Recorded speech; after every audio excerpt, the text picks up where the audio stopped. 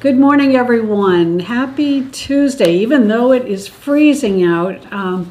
Hope everyone stayed safe in the storm over the weekend. And I'm sorry that we had to cancel yesterday.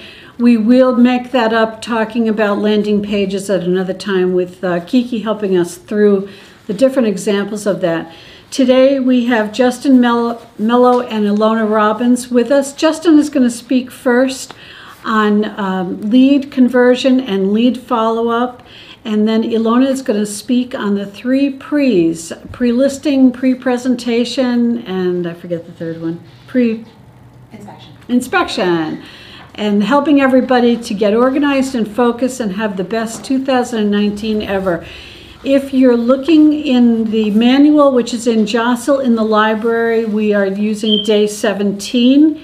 And this will be recorded, and you can find us live streaming on YouTube, LAER Training. Welcome, Justin. Oh boy. All right, thank you for having me. My name is Justin Melo. I work out of the LAER Realty Partners office in Chelmsford, out of the Rogers Melo team. So I guess we'll get right into it. So when everyone talks about lead conversion, I mean, there's so many things you can really talk about. So I think the most important thing in regards to lead conversion is more so about being consistent with your actions and, having a plan, being organized. Organization probably is the most important thing. From what I've learned in the beginning was I was not organized with my leads. I just didn't know when I should be following up with them. I didn't know when I made contact with them initially. So I just really had no plan in place when I was talking about, who I'm going to be talking to, when I should be talking to them. So that's probably the most important thing. I use a system called Follow Up Boss for all my leads, which allows me to, track every time I've talked to them, what we had as a conversation, when I'm supposed to follow up with them, because I've noticed that when I told people I'm going to follow up with you on X day, and I actually followed up with them, that made them very comfortable that I would follow through with my actions. And that was just one small tip that just put me in front of them and made them more comfortable with me at the same time. So could you start using follow-up boss when a lead comes in, when you get the call or the text or however you get it? Could you tell us what you do with the lead in follow-up boss to establish it there? Yeah, sure. So depending on where the lead comes from, I have a template that is automatically set up where it'll text them within 30 seconds. And so if it's a lead from Zillow, I'll just say, hey, thank you for reaching out. I just got your inquiry from Zillow. When would be a good time to call you? So that this way it's already set up, it's automatic, and just in case I am busy, I don't have to reach into my pocket at an appointment and text them back or follow up with them. So that's probably one of the biggest things is having that automatic inquiry that just goes straight out to them that they've signed up for. Then what happens when you finally do? So what happens is most of the time they'll give me a time to call them back, or of course, like many leads, they won't answer me. So obviously if they give me a time that I will call them back, if that time interferes with anything in my schedule, I'll be sure to try and reschedule a different time and just say, hey, how about if I reach you at 5:30 instead of 5, is that okay? And then obviously for the ones that don't end up answering me, they just go into a plan where every day there's a certain action. So the first action day obviously is a text message, and then when I'm free I'll follow up with a phone call, and then later that evening I'll follow up with an email. So that this way I've used every single form of communication that I've deemed necessary to get in contact with them. I think texting is probably the best route to go in the beginning when a lead comes in, because most of the time, everyone's always looking at their phones. It's easy to text somebody. It's always, people are working during the day, so to pick up the phone, it's very hard for them to, be able to do that without taking a break or something. How do you ask the initial questions to try to build a relationship, find out what they want, those sorts of things? So I have a script that I use that, I follow that every time, I'm talking to someone. So for a new inquiry, It's just basic questions. So if they came in that they looked at a specific house, I'm asking some basic questions like, what interests you about this house? What got you to think about buying? Do you have to sell in order to buy first? Are you pre-approved? So I just make sure that I follow up with all the basic questions first to gain rapport. And then, you hit them with a lot of information at once, and they're like, maybe they never thought about that. So I always like to try and get them an appointment to meet them in my office to kind of go over everything. Can you talk about, when you're meeting in the office, can you talk about things like wish list? How do you find out about them? Like, what do you mean, like a wish list? Like what criteria? Like if there are two partners, sometimes they each want different things. Yeah. If they're expanding or whatever. So, that kind of goes more towards the end of our talk about what you want. My whole thing, when I'm trying to talk to them initially is going to be more like, hey, like, what made you go to Zillow first? Why are you looking on there? What did you just, see a house that you were interested? Have you been looking? So I want to find their motivation as to either why they're buying, why they're selling, and then we can talk about, everything else after. But I really want to get down to what's the motivation behind, the move. And urgency too? Yeah, urgency, get a timeline, because obviously, some people are like, I'm really 6 months out to start looking to buy. But I'm like, all right, well, do you want to be closing in 6 months, or do you want to start looking in 6 months? Because there's a huge difference. If you're closing it, if you want to close on a house in 6 months, realistically, you should be finding something within 4 months to purchase. Now, if they have a vague wish list, like let's say they're relocating here and they don't even know which towns to look in, how would you rope that in, focus it in? Well, I would try and figure out, like where they're coming from, what fit them, what they loved about where they were from, and then try to pick a town that, is very similar to their lifestyle. Not necessarily because they moved from one lifestyle, they want to have the same lifestyle. Some people want something a little bit different at the same time. So you just want to get an idea of, where they're interested in being. And sometimes it's just going to be a trial and error as you're going towards different towns. So, sometimes you just kind of have to, with those people, show them a bunch of different things, and, then they'll get a feel for what interests them more. Or where they have to commute to? Or where they have to commute to, yeah, because sometimes they won't realize, what the commute's going to be like for them. So I think that's probably the more important thing. Can you go back to follow-up boss a little bit and tell us how many, maybe how many pieces there are in the follow-up action plan that you do or whatever? So I set a pretty heavy 10-day schedule with everybody. So for 10 days, I will text them, call them, and email them for 10 days straight. So I'll make sure that I am very vigorous in my follow-up with them. The reason why I will try all 3 different kinds of methods is because obviously you want to make sure that you're working for your client and what their best means of communication is. So if they're better at emailing, then you want to make sure that you have the ability to email. If you're texting them, you want to be like, hey, I can text you if that's easier for you. Or, some people, they really want to talk to you, and, you want to make sure that you're available for them through a phone call. So you want to let them know that you're available through all avenues, and, you can work with them on, what's more specific about how they like to communicate, because obviously everyone is totally different. But I think the thing that follow-up boss that I really like is I can log in every time I've made a phone call, log in every time I've texted them or emailed them. Like follow-up boss, the system allows me to actually text them right through my computer. Is that an app? It's a CRM basically. Okay. So it's a CRM. It does literally everything that you can need. They give you like a specific number. So you can text them from like a different number, but it's not like your actual cell phone number. So it allows you to text through that system to them and email any communication that you want. So you can get the app with Follow Up Boss, and then you can call them from your Follow Up Boss number, and you can log everything in that way when you're initially following up, which I find to be a lot easier because, I can't log in every time I'm calling, or I can't write every time I call, so I just do it through Follow Up Boss, and it just logs it for me. So, I think I think that's probably one of the more important things about, logging in. Is there any cost associated with it? Yeah, so Follow Up Boss, I forget how much I pay, but I think Follow Up Boss is between like 90 to $100 a month for this system.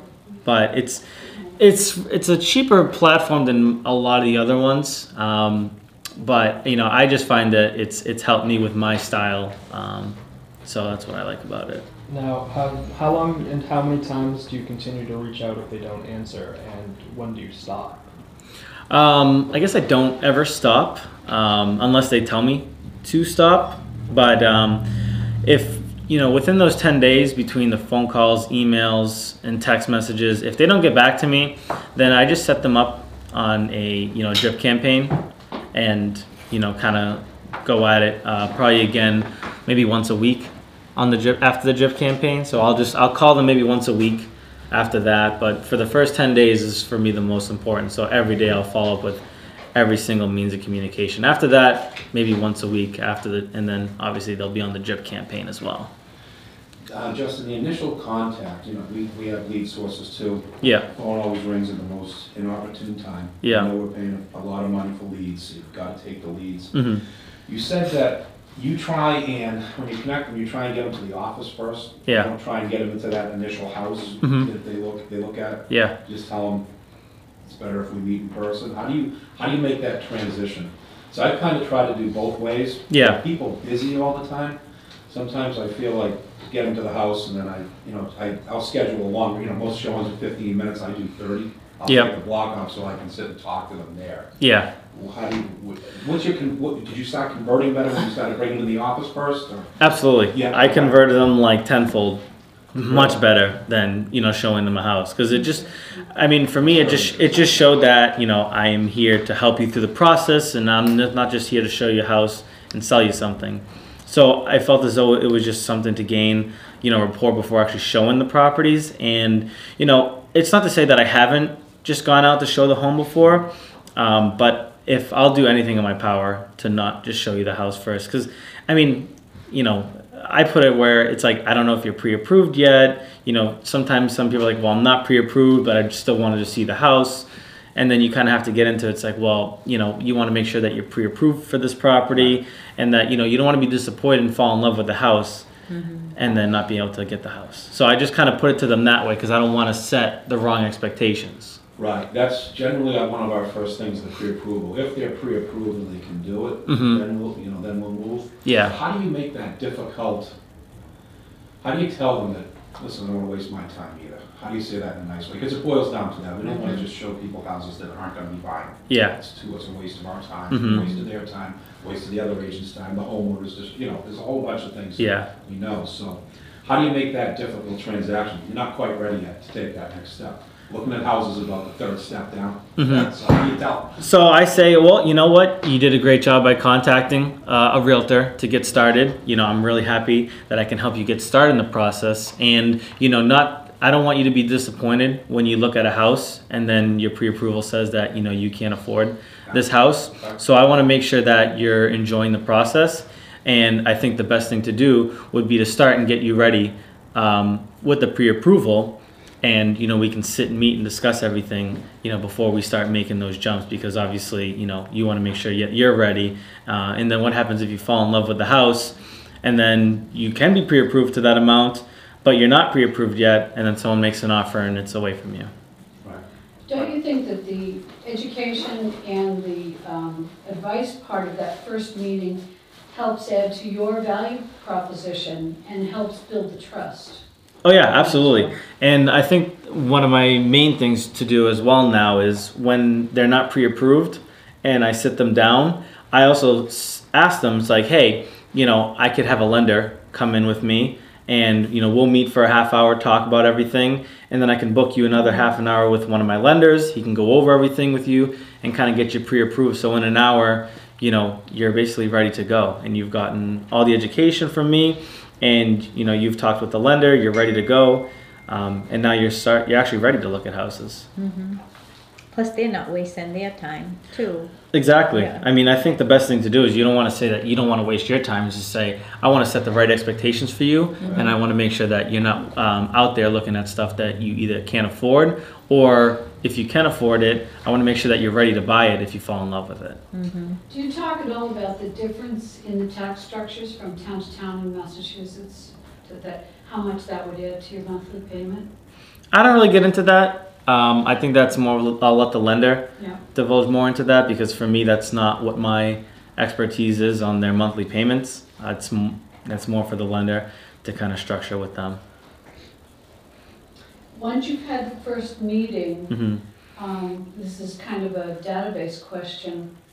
How do you make a note of how the relationship has progressed? Do you do that in follow-up, boss, or do you have a different database? No, I do everything in follow-up, boss. So let's just say, the idea when I go to meet with them too is to try and get a buyer agency agreement signed. That was my next So with that, I mean, not always they will sign it right on the spot.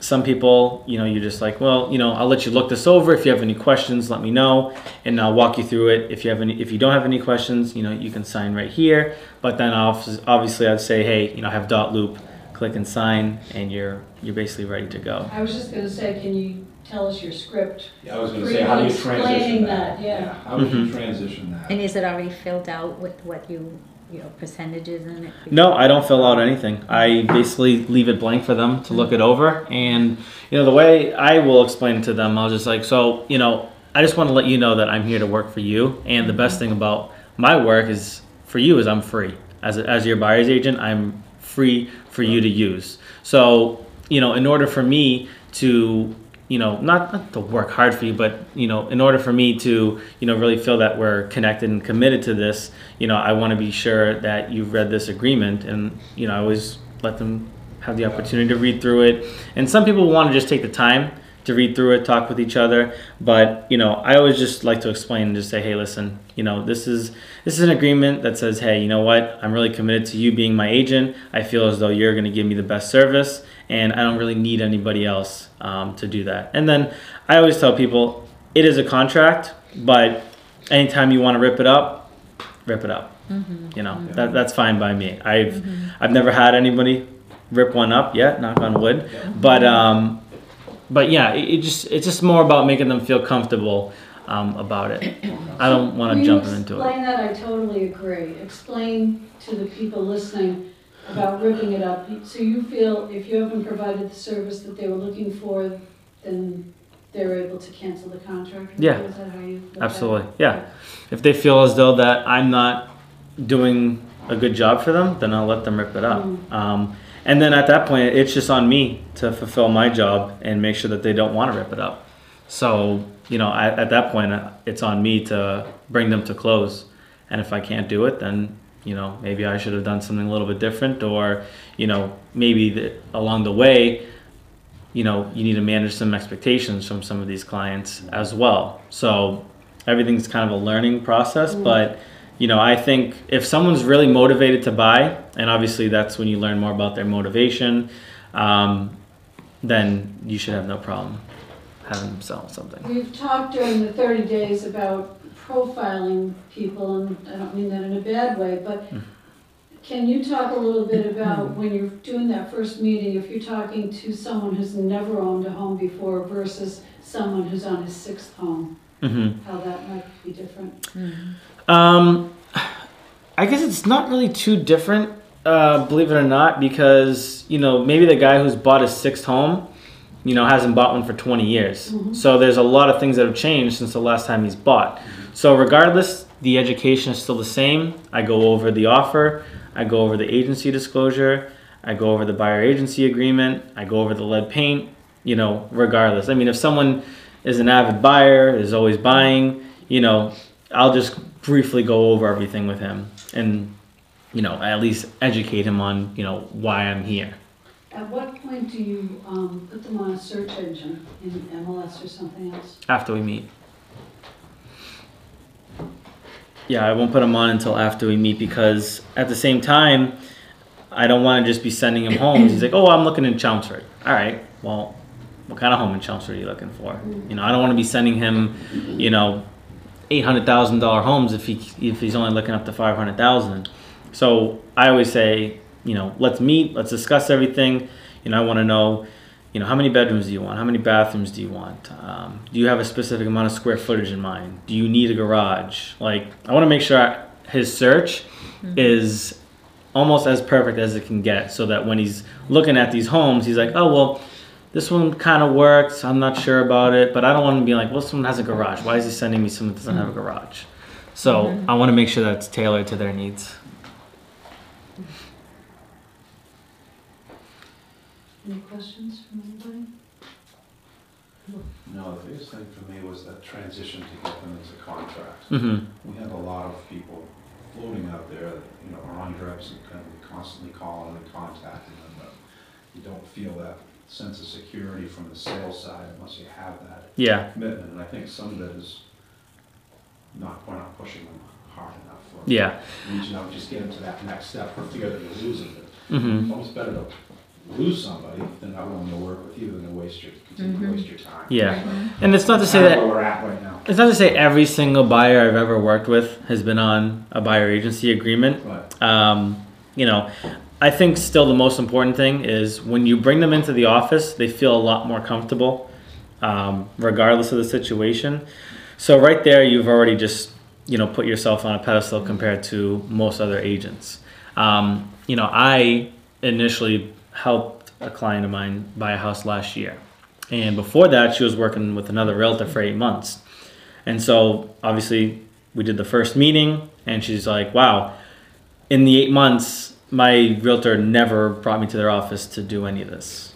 So from right there, I already knew that no matter if I signed any sort of agreement with them, they'd be working with me as long as I stuck to my job.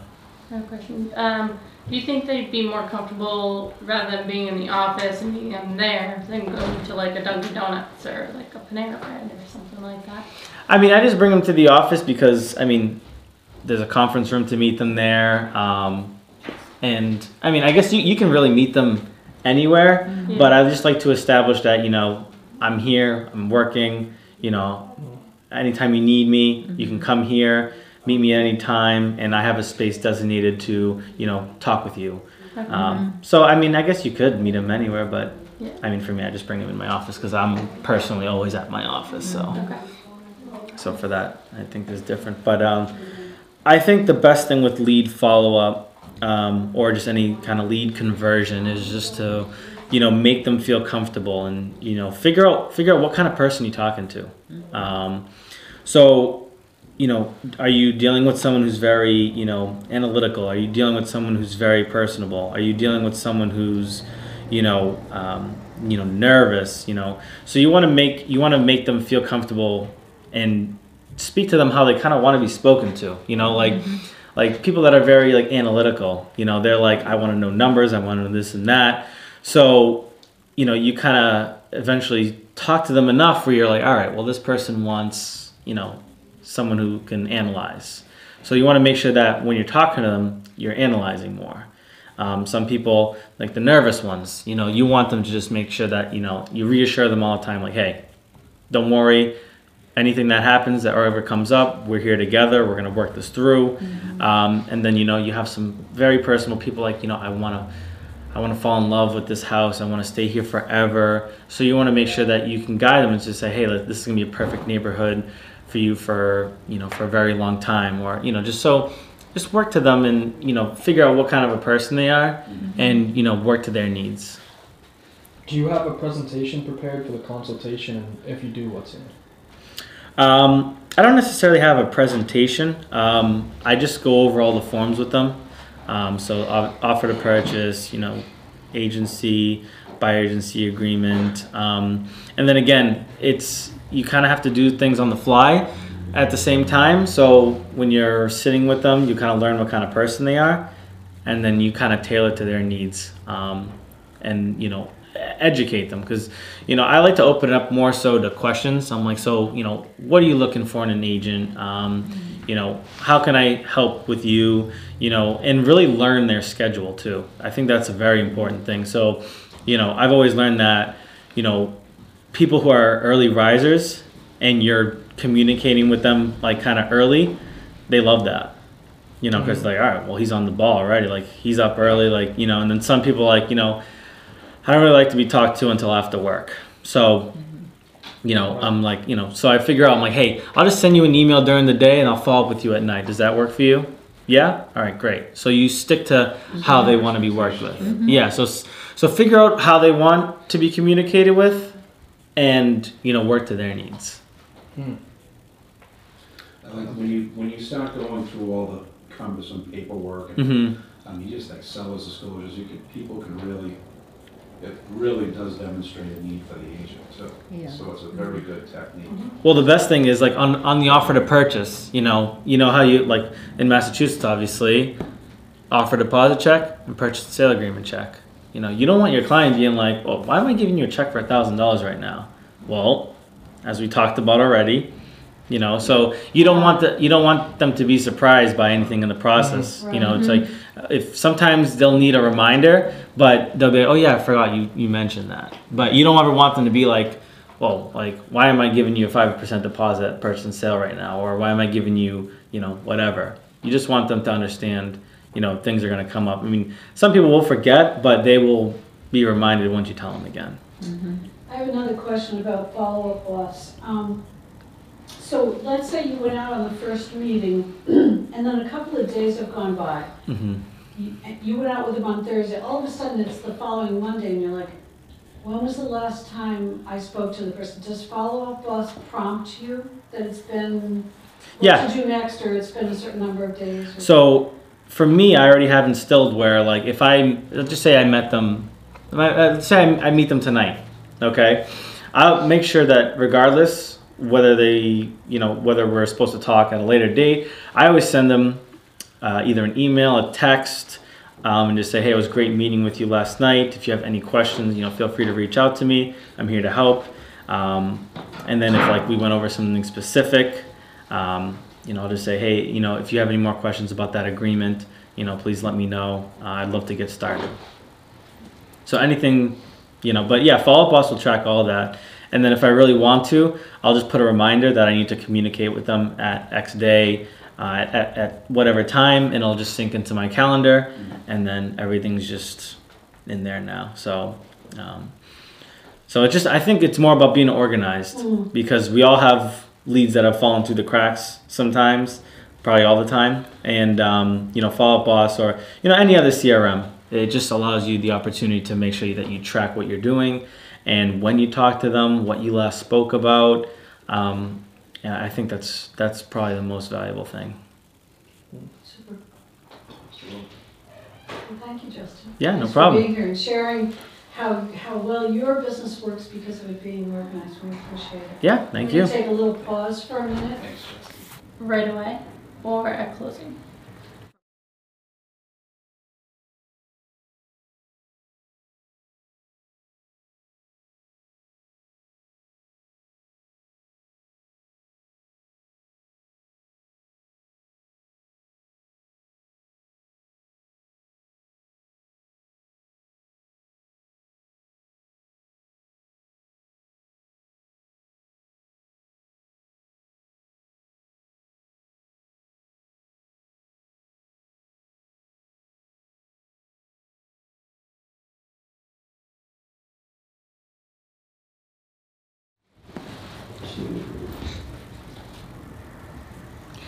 Hi everybody, welcome back. We're going to continue this segment of our 30-day presentation in regards to pre-listing interview, pre-listing packets, and pre-listing inspections.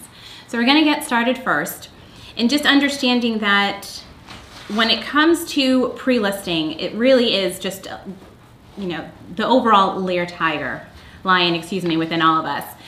You know, a lion is always ready, so that comes down to the pre-interview, making sure that you have those materials and the information that you're seeking from a potential seller. A pre-package is making sure that you have the ability to add value even before you sit down face-to-face with a prospective new seller. And then the pre-inspection. This is really where a lion seeks knowledge And the question is, are you doing that as an agent? Before you even put a property on the market, do you know what it is that you are putting out there with, in fact, your name on it? So those are the things that we're going to look at today as we go forward. So the pre-listing interview. There was a really great quote, I love it, it's one of my favorites, that you cannot answer somebody's prayers unless you know exactly what they are praying for. So when it comes to the pre-listing interview, that is where the realtor can really set up and control the process, and sellers have the ability to control the decision making. But we can't do this unless we really do understand what it is that they're looking to, what their objectives and goals are in listing their properties.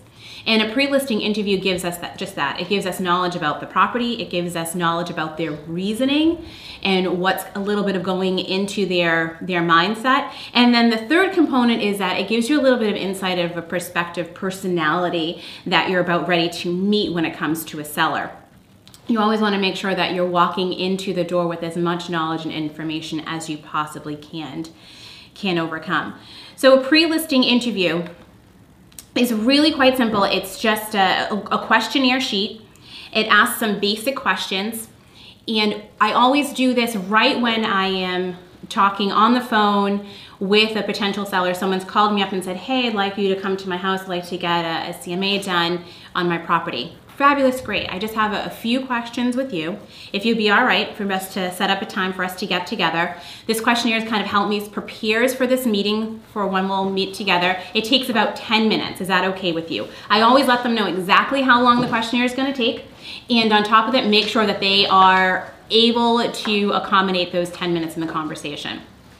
And then I'll take you through some of the questionnaires that we go through and some of the reasons why I ask some of these questions. The other thing to note that I also do want to bring up is that pre-listing interview questionnaires. If you have a goal this year of 12 listings, you should have 12 of these in all of your go-to spots. So there should be 12 of those in your car because that's the majority of where we get our phone calls. And I always recommend the little spot between your console and your seat where if you drop your cell phone, you really slightly panic. Yeah. It's a really great spot for a file folder. So if you stick the file folder right there, it kind of prevents your phone from falling sometimes in that spot. And you know that you can have your pre-listing interview right at your fingertips. I always carry them in the car with me. They're always in my bag and as well in my home office or my office at the LAER office as well. And that's just because you always want to be prepared. Nothing is worse than when you get a seller that's called you, you start asking questions, great, and then you hang up the phone with them and you're like, oh my goodness, I forgot this question. And now it's always do I call them back to ask them that question or do I just wait for the meeting? So this is a really great way to make sure all of your questions are there. So basic information. You have your name, the property address, mailing address, because sometimes it can be different. Sometimes you can have somebody who's selling potentially a vacation home if you're down near the coast area or up in the New Hampshire area. Owners, who's making the decision, making sure that you get all the contact information, home, cell phone, business, so there's a spot for everything, and as well emails. You want to make sure that you get all of that information up front. Why are you selling? When do you need to move? And then as well, could you describe your home for me? So just kind of seeing it through their eyes and perspective. It's really interesting. Some people will say that they have a colonial and it just might be a cape. And they just might not know. So you really want to see what they're looking at and how they see their house and from their perspective. How long have you owned the house? And then number 8, I always like this question. What sold you on your home when you bought it? What features did you like? So what features really stood out to them when they were purchasing the property? And things that they absolutely love about their home where they're at right now. This is really great information because if they say that, oh my goodness, we really liked the backyard and the space, but what we really absolutely love now is we love just the fact that it's a really nice, easy commute. We didn't realize how convenient the location was going to be. Those are great things for you to keep in mind, especially if you're going to be going in and doing a one-time showing or one-time visit, presenting a CMA. What happens if the past photographs on MLS don't show that they updated a potential kitchen, and they might say, oh my goodness, my favorite thing about my home right now is our kitchen that we just updated. So getting that information. And then that goes into number 9. Yes. Is this on Jostle? This will be on Jostle. We'll put this up. And you'll have to excuse, I think, when we transferred over to the Google Doc, some of the formatting as well for the lines, but we'll make sure all that's correct for you. Have you done any updating to the home since you bought it is another important question. It goes into that 8 and 9. If you were to stay in your home another 5 years, is there anything that you would do to it?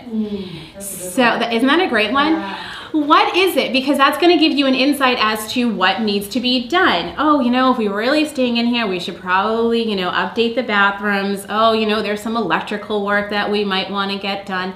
That helps you when you're putting together your information for your CMA or you're looking to do some comparison between properties. And as we go to 11, for a moment, pretend to be a buyer and look at your home through buyer's eyes. On a scale of 1 to 10, how would you rate its condition? This comes back down to how sellers truthfully see their property, because you might have somebody who could potentially be a slight hoarder who might not see that as a problem and might say, oh no, I think my property is great and buyers are going to love my property. That's a different conversation when you go in there and then you take a look at it and say, okay, I've got a little bit more educating that I have to do on this part. There was one time, there was a seller that we had before, and they had 3 dogs, and the dogs had ruined the hardwood floors, and there was a huge smell of urine in the house. The sellers could not see it, or they couldn't smell it, and they thought the house was perfect for potential buyers. But so there was some educating that has to go on. This gives you, as an agent, when you walk into the property, the ability to really have a genuine, truthful conversation and see where they see their property. What are you going to be asking for the property? This is an interesting question because certain personality types will give you an answer to this. And we'll talk about that in a second, why this questionnaire comes back into play when you're looking at personality types for potential sellers. Do you own your property free and clear, or do you have a loan? Have you had it recently appraised? This is a great question because sometimes people have tried to refinance. Something came up, they might have gotten through the appraisal process. It might have been, so they might have a recent appraisal that they're coming from in perspective. Have you recently refinanced? Do you happen to know the approximate balance? That can just be a yes or no. Some people will share that information, some people won't, but you just want to make sure that they do know that, because that's important information when you do go in and you're doing your presentation so that you can have the seller pay off. What are 3 things that you are looking for in a realtor? That can also come back into play in regards to if they've worked with a realtor before. My past experience with my realtor is they never called me back. They always texted me. I want an agent who will be able to answer my calls when I call them. Good to know this person isn't a texter. This person is someone who wants to communicate over the phone or face-to-face with you. I want a realtor who does a lot of open houses. That's good to know. Either it's something that needs to be educated in regards to the seller, or it's something that you need to be aware of when you're going in for your presentation. So asking them what the 3 things that they're looking for in regards to a realtor. Number 15, are you interviewing any other brokers for this job? Who, company, when, where, what time are those happening? That gives you a sense. A lot of sellers, sometimes they will feel free to share that information. Sometimes they'll just be like, oh, well, we quite don't know. They might not know because there really is nobody else that's coming in. So it's great information for you to have in regards to who are you potentially going up against in regards to this potential listing. Have you considered going for sale by owner? A lot of people, a lot of realtors come back to me and say, you really asked this question? Absolutely. I want to know whether or not somebody is just asking me to come in and bring them a CMA just so that they can get some information from me. So it's a really important question. It also says that if they are thinking of being a for sale by owner, I need to make sure that my presentation, I show them the worth. I want to show them the breakdown, and Stacy has a really great slide in her presentations over on Jostle, breakdown of literally every minute that what a realtor does, every little thing of it. If they're thinking about for sale by owners, then I'm gonna bring them pretty much a sample of every documentation that might come up that say, oh great, if you're gonna be for sale by owner, you're really gonna need to make sure that you know all of these documentations and stuff along those lines. That is where you can really make sure that you bring and add your value to that particular conversation. Have you sold property before? Gives you a better understanding of if they understand the process or if you need to be more educated. They might have purchased, but now they're on the other side where it's in regards to being a seller. And so we just brought up a really great question that was asked 2 seconds ago, you know, who pays for that pest inspection in regards to a VA loan? So this is a different perspective. They're on a different side, so you want to see what knowledge they do have. Is there anything else I should know about your home? And then do you have any questions for me? And do you have any questions for me is not the time to answer those questions necessarily, depending upon what they are. It's a time for you to jot them down and say, great, when I come out to meet with you, we can go over all of your questions and your concerns. Then you can go ahead and explain whether or not you're going to do a 1 call and just go out and meet with them 1 time. Whether or not you feel as though this is a 2 call, you need to go out, take a look at the property, and then schedule a 2nd follow-up. And then from there, it's also to explain that you'll be sending them out a pre-listing packet, which I highly recommend for any realtor out there to make sure that you're sending out the pre-listing packet before you even step foot to the property. And there are some really great ways that you can do this. One of my favorite ways is I always tell the potential sellers, you know, great, we're gonna do a 1 or a 2 calling. I'm going to go ahead and send you out a pre-listing package. Someone from my team will go ahead and they'll stop by and drop this off. Or if it's going to be yourself, to simply say, I'm just gonna go ahead and put this in the mail, or I'm just gonna go by and drop this pre-listing packet off for you, just so that you have the information and materials beforehand. And then go ahead, set the appointment, and go from there. Now, I'm gonna finish up, and then I'm gonna go back and explain several things about this pre-listing interview. From there, set the appointment, and then I also have a checkbox of whether or not I've already sent out the gift, the thank you card, and potentially the book as well, Stacy's 7 Secrets to Hiring a Lion. And then any additional notes from the phone call conversation that we've had.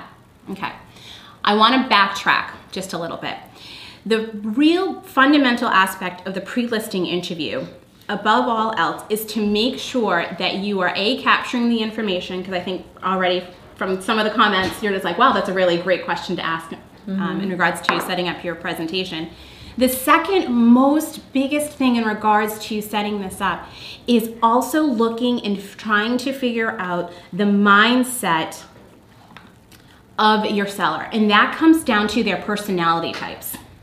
Whether or not they are a dominant personality and influential, if they complement steady, those personality traits are also known as your power personality, your party personality, your peace personality, or your perfectionist. Personality types are huge. And I always recommend to make sure that agents also know what kind of personality types they are themselves. When you're going through the questionnaire really gives you the ability to kind of figure that out a little bit. And it will help you in regards to when you go in and meet with the client and you're doing a listing presentation with them, okay? So several things. When you have that dominant personality type, and this is just to help you steer you potentially in a direction. A lot of people can fall between 1 or 2 personality types, and that's fine. But primarily, we as humans, we always have one that's just a little bit more than the other. So a dominant personality type, which is that power personality type, it's normally about 15 to 20% of the US population. Their time frame is future. They're very powerful, lots of energy, direct communicator, very decisive. These are people who like the bullet points. They will not read necessarily every line and everything. They can get the big idea with a little bit of information. Their time and their task oriented is very much fast. They're in the moments. When you're talking a lot, they will get restless. Have you ever sat with somebody when you're talking, all of a sudden they start shaking their leg and foot, and you can see them, they start fidgeting, and they pick up their cell phone, and they're listening to you, and they're looking back down at your phone. That's a clear indication that you potentially have a power person that you're communicating with. So that means maybe less talking on your part, more asking questions on their part. Regards to for that. When it also comes to your materials and what you're putting in front of them, once again, the bullet points, they're looking for things, they look at the graphs, they look at the charts. They don't need a whole lot of information, they just need it very small, very concise. So you might not want to go through every single page in your listing presentation. You want to go ahead and find those pieces of information and materials that will be beneficial towards them as well. These are also the people who are restless and they might check their watches all the time to see what time they're at. I tend to be a little bit on the power personality type, so I know that if I am with some other personality types, I literally sometimes I will just leave my watch in the car because I don't want to come across, because sometimes it can be a confrontation as well. Influentials, those are also known as your party personalities. Those are in regards to 25-30%. Those individuals, their time frame is very much in the present. They're motivated. Their motivation is they really do like to have a good time. They're kind of really much on that happy side. They want to know whether or not when they're working with an agent, we're going to go ahead and get along, right? That's really important for them. In regards to that, they can be slightly impulsive. They can move a little bit faster. Sometimes they can be a little bit more on the buyer's remorse sometimes. They focus on the aspect of accomplishing their goals. Their materials that they like, they're very much into the testimonies, right? They want to know who you know. Who do you know that I know? What properties have you sold in my neighborhood? They are very much into where the connection is between you, them, and other people that you have done real estate with. Color, lots of brochures, the color pictures, those really pop out to them as well. They're natural talkers. When you ask them where you want to meet, they might say, they will potentially suggest face-to-face communication, like let's go meet out, I'll meet you at the coffee shop, or why don't you come by my home or work and let's talk it out. So that's something to keep in mind in regards to that. A complement personality, also known as a perfectionist. Now those individuals, they love analytics, they stick with the rules, often a little bit on the perfection side. They read the terms and the conditions. Natural, they're very accurate. So these are also known as your perfectionists. So these are the individuals who they want to read over everything. So when you put something in front of them, they will take the time to read everything line for line, and then don't be upset if they might go back and they might tell you that there was a spelling mistake someplace along the line, okay? So those individuals as well, when you're a perfectionist, they're really focused on the past. So they like to see a lot of graphs and charts about marketing stats. They want to know what's happened in the past, where are you going into the future, motivated by perfectionists, motivated by data, task-oriented. They read everything. They will recalculate potentially charts or graphs. So that's just another aspect. And these personalities are about 15-20% of our overall US population. And that leads us to our last one, kind of the stable, steady peace personalities. That's a little bit on the high side. 35 to 40% of the US population falls into this. They are both in the past and in the present. They like keeping the status quo.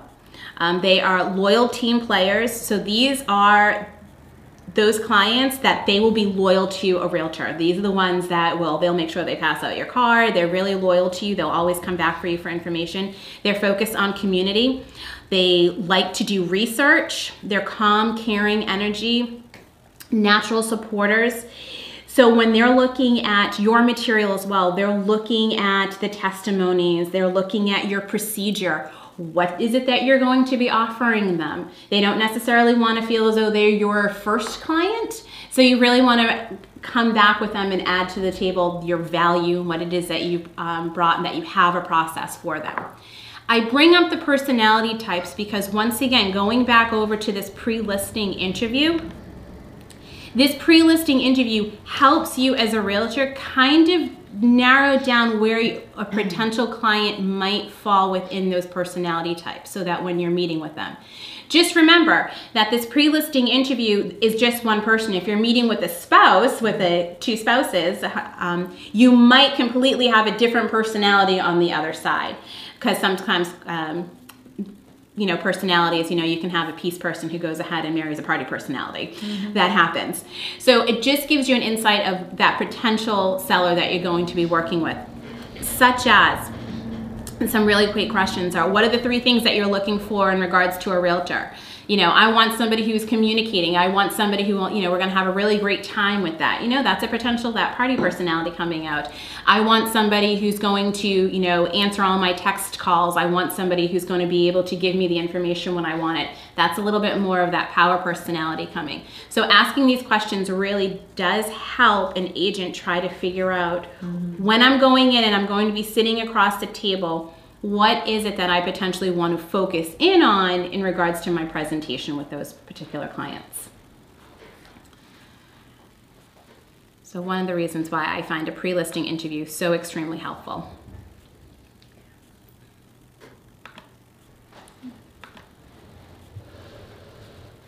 Let's see if we can go this way. Okay. Pre-listing packet. So the pre-listing packet, when we're talking about the pre-listing interview, is that we also recommend that you send out a pre-listing packet. Having it dropped off at the seller's home prior to you going out there for that first interview. And it contains a lot of information. This is in Jostle as well. There's a pre-listing packet in there. And it's background information on LAER. There's a bio sheet, a resume of, also there's a blank page, and I'll show you how you can turn into a potential resume as well for an agent.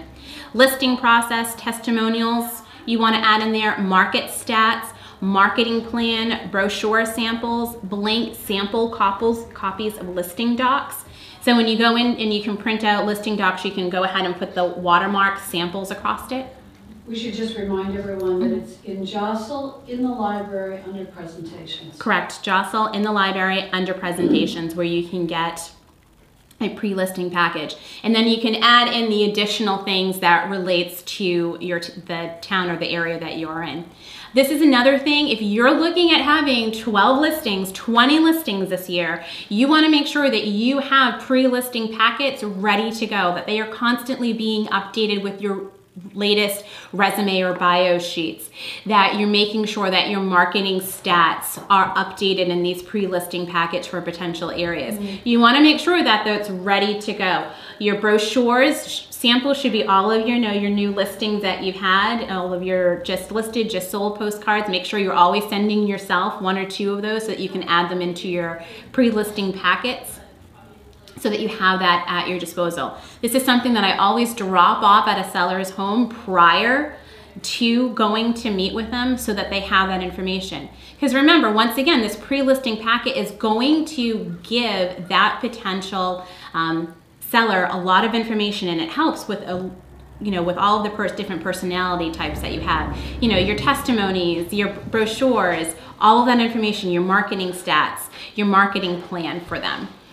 Bio sheets and resume. I know a lot of agents, they do the whole words, they write out their bio sheet of, what they've done, right? That's what we do sometimes, and we do it that way. I always remind agents, don't forget that your bio sheets can also look very much like this, which is your testimonies and the properties that you've sold, because that truly is a realtor's bio sheet.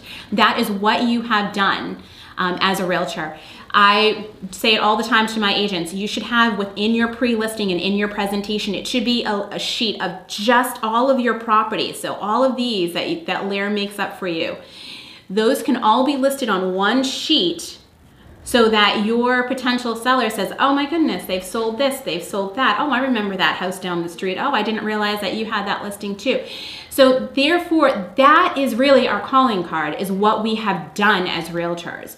So it's great to have the written, paragraph of 2 of your bio, but don't lose sight of making sure that you have something that's literally what you have done in your success as a realtor, which is the properties that you have helped with your buyers and your sellers. And as well, making sure that you include your testimonies from your past clients. The other thing that I always do is I add even more value by always sending a pre-listing gift. A lot of people say, you send them flowers? I absolutely do. There's been some really great stories, and I'll share 2 of them with you. So one time I sent a thing of flowers to a potential seller. I talked with her, and then I asked her what she does during the day. We had this conversation. She goes, oh, I'm always at work. I said, okay, great. So I went ahead and I sent an arrangement of flowers to her at work, just simply saying, thank you so much for reaching out for me. I look forward to us meeting. Once again, I reiterated the date. I called the local florist, got it delivered that day. And she called me back just thanking me. She goes, oh my goodness, like, Surprise. yeah, so surprised. I can't tell you the last time I got flowers. My husband's a little bit upset right now, right?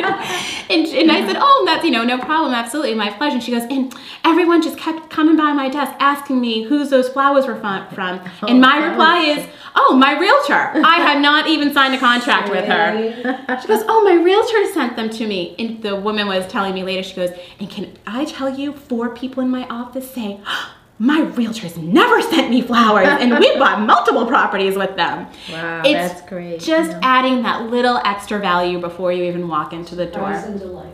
Surprise and delight. It also goes back, and I know Eric was talking about it a few days ago, and Stacy has mentioned it too before, is the whole give and receive, being a go-giver. When you give something to somebody, it's just natural tendency for them to say, oh, I will reciprocate that and I will give something back to you. And that's what you're looking to accomplish when you go in for that listing presentation with them.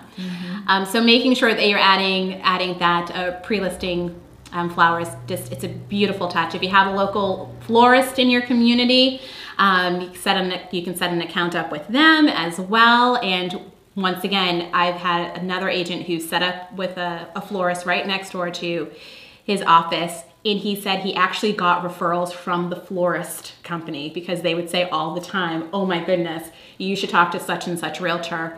They send flowers. They're above and beyond in regards to service and value. So really great. It's thank you before and after the listing appointment. So I always say thank them right before, right from the beginning. The other story that I have is there was another time where sent out flowers to a pre-listing appointment. She had told me that she was going to be meeting with several other realtors as well, to be interviewing with them. And when I finally got in there, I think I was actually the last one in. I got in there, met with them, and there is the flowers right on the center island. And as we were talking, she goes, yes, and all the realtors kept asking me, commenting me on these beautiful flowers. She goes, and I was chuckling in the back of my head. She's like, I knew that they were yours. So it's another way for you to be literally in the room when other potential realtors might be doing a listing presentation as well, and just simply saying, this is a value that I bring to the table. Right. Just So stand out. it's a true standout. So pre-listing gifts, sending out flowers is great. And then as well, also making sure that you include the 7 secrets to hiring a lion. You can put that in the pre-listing packet and making sure that you include that with them as well. It also translates over into our other thing that we wanted to talk about today as well, which is a pre-listing home inspection. Stacy mentions it as a secret number 4 in the book, and it's truly great. Only negotiate once. No other agents don't do this, and it is literally a game changer. When you're doing your pre-listing inspections, there's pros and cons to it. The pro sides to it, actually, you know what, I'm gonna start with the cons. Let's just go through it, because the list is so short. The con side to it, the con side to it is that there is a cost, so you have to do an inspection. A lot of home inspectors will charge the same that they would for a buyer, so that could be somewhere in the vicinity of $500–700 to do a pre-home inspection. So there is a cost. The second thing is in regards to the home inspection is that it's a little unorthodox. So sellers might question it a little bit more as to it being unorthodox for them. So you do have to make sure that when you're explaining this, I always tell agents, practice. Explain it to somebody else who is not a seller firsthand. Try it out. Make sure that you get the flow of what you're trying to explain to someone. Don't just go in there and try to do it on a whim. So make sure that you practice and you know exactly what it is that you're trying to say and convey to them. The hardest script, we talked about this before, the hardest script about that, but the most needed one, is for someone who's owned their home for 40 years. Yes. And they may have just plodded along the status quo, never done anything as far as updates. And it's kind of better for someone else to tell them, other than you, that their furnace is from 1949. Correct. And this is why I always say, you know, if you can keep in the back of your head that as a realtor, our job is to simply control the process, and the seller's job is to control and make the decisions. This is it. This doing a pre-home inspection is just at where you're saying, I'm going to give you all the information that I can, and I'm going to put it all here in front of you, and it's your job and decision to make to make your decisions as to how you want to move forward. And this is one of it. So the cons are extremely short. The upsides are invaluable.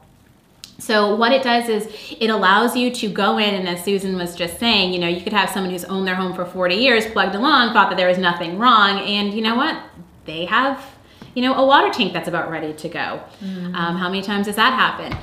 And so what that does, or there could be part of their roof that they might not, because sometimes where the easements where it overlaps, you know, part of their roof section is a little bit rotted, and it's going to be a potential problem.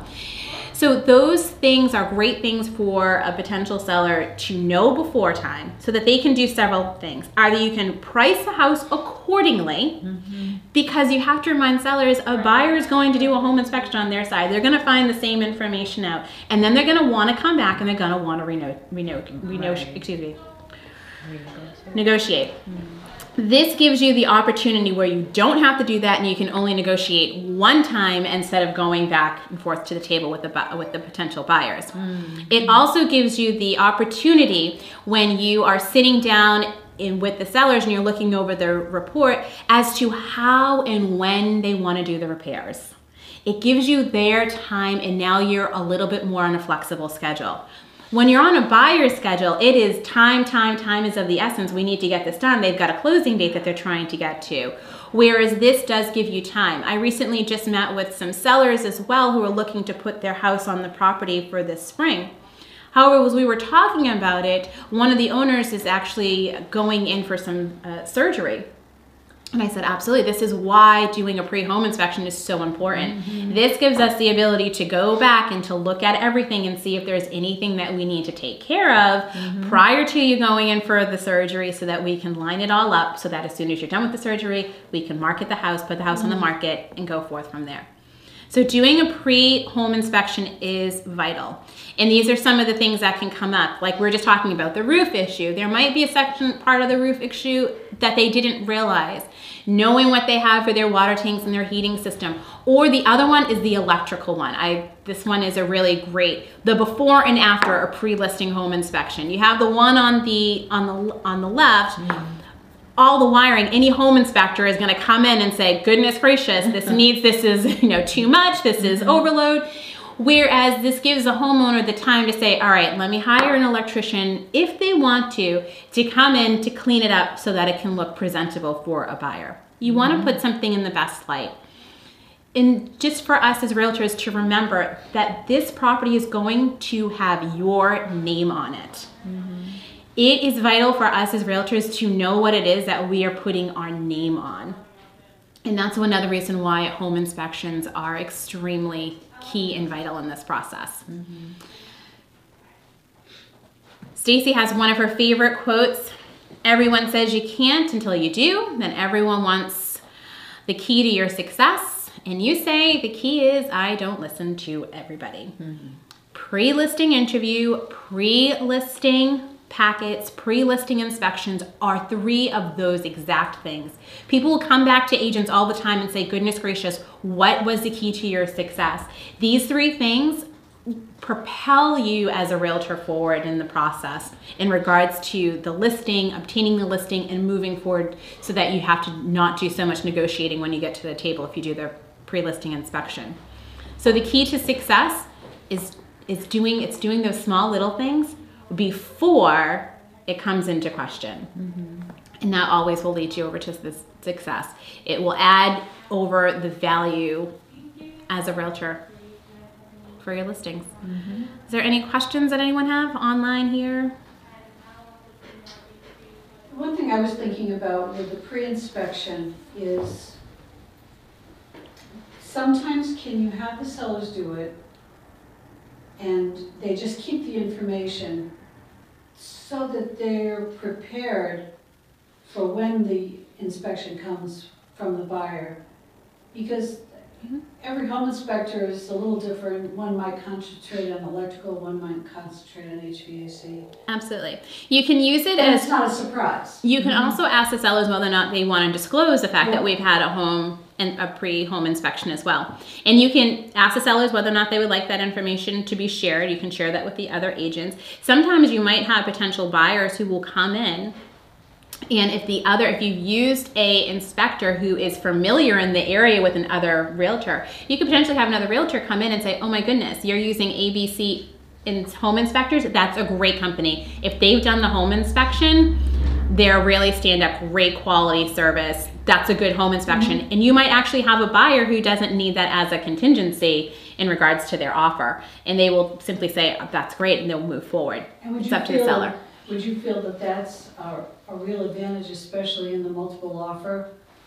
Huge advantage. Huge advantage in the multiple offer, especially if things are, you know, where the market is in particularly your area.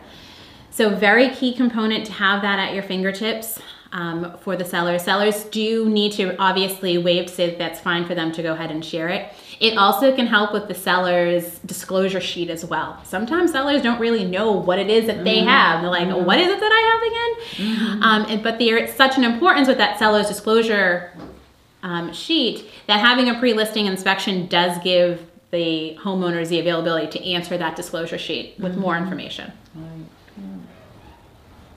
That's good. Yeah, I'm good. All right. So Kiki's putting the article, the document that you made on Jostle, probably in the news, and it will also be in the library under the agent training. So everyone will be able to have it. Great. So everyone will have access to that pre-listing questionnaire. Perfect. Good. Thank you very much. Thank you. All right, great. Thank you, everybody. Bye, everybody online. Have a great day.